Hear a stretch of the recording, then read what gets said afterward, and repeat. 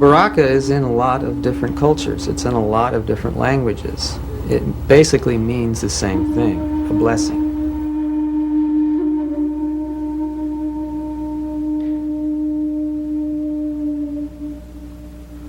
This is like a journey of rediscovery. It takes you into nature, into history, into a social situation.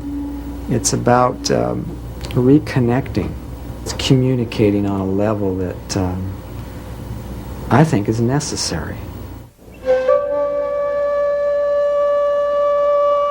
Baraka is a word, I believe it's a Sufi word, which is an area in the Middle East, and it's a generic word which we felt was appropriate for the film because we didn't want a specific word that was maybe understandable in English that would sort of limit the scope of the film, because it's a very broad film in the sense of the subject of it. We went on a 13-month shoot. We filmed in 24 countries, which took us around the world 3 times. This camera that we built actually is an all 65 format. It all operates with stepper motors inside it, so you just program it on the computer. The films I'm making are non-verbal. There's no main characters in them.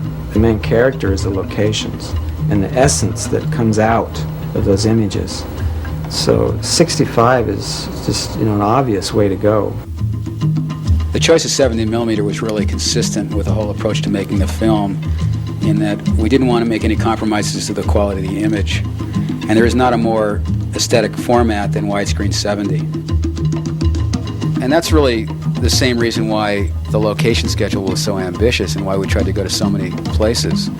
It was really an all-out effort for almost 3 years to make the ultimate nonverbal film in the ultimate format. And the challenge in keeping a film like this working for 96 minutes is you need spectacular images. And I didn't want to leave any stones unturned in terms of the choice of locations. Making a film like this sounds really glamorous and fabulous and traveling all of these exotic places, but when you get out there, it's very grueling. You're working 7 days a week, long days, early in the morning till late at night.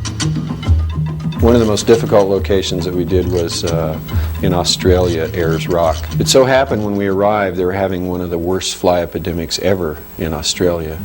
And there were so many flies we couldn't even shoot. They landed on the lens of the camera, so we were unable to even film. So one solution we came up with was to take 2 vacuum cleaners, which we rigged on both sides of the lens, and actually blew air on the front of the lens so we could actually film without flies covering the front of the lens while we were shooting. It was pretty miserable, actually. We were really lucky that nobody was really hurt or injured during all that time, and considering all the miles we travel on the road in vehicles, and we're in a lot of countries where the driving conditions are dangerous, and a lot of flights on small planes and helicopters. I would say all of us almost got killed on this project.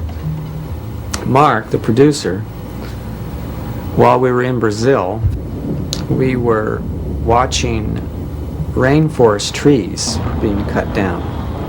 And before we knew it, here they were coming down, and Mark barely stepped out of the way. It wasn't all a picnic. It was very grueling and arduous work.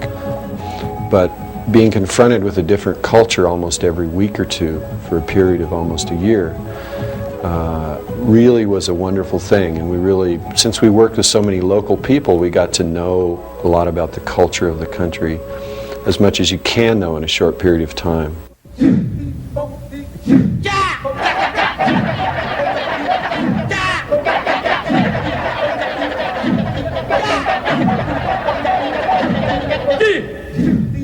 When the dailies came back from Baraka and I sat with the director and producer and watched the screenings, I got a lot of ideas in terms of how to weave these different musics and different instruments into a score and a composition that would really be a kind of like a world orchestra where all the different instruments are playing together in one gigantic composition.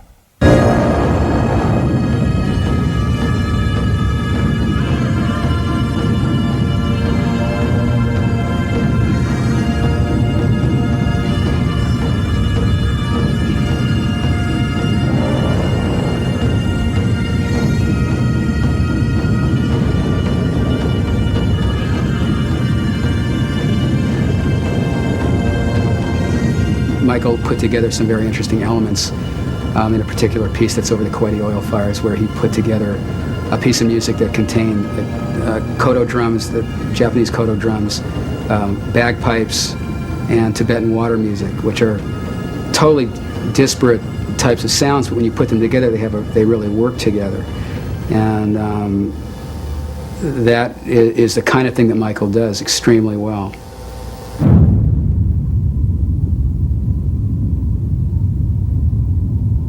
Well, I chose not to have any narration or subtitles because it would put the film and the feeling of the film on a whole nother place. It's not about where you are or why you're there, it's what's there. Yeah, it's like doing a painting, really. There's a concept in the beginning, an aim, and you go out and gather up this data and you shoot, you go to all these locations, you bring it all back and you look at it. And then you make a structure based on what works with the concept. First you start with an idea that you would like to do, and this idea was based on humanity's relationship to the eternal.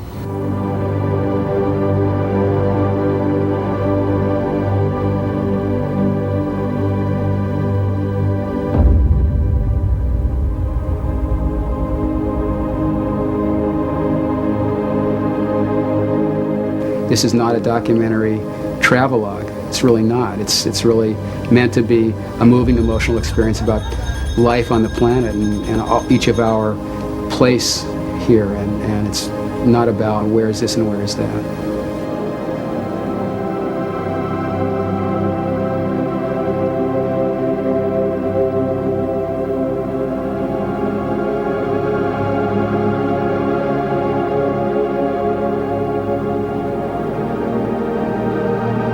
I really believe that we are connected to everything.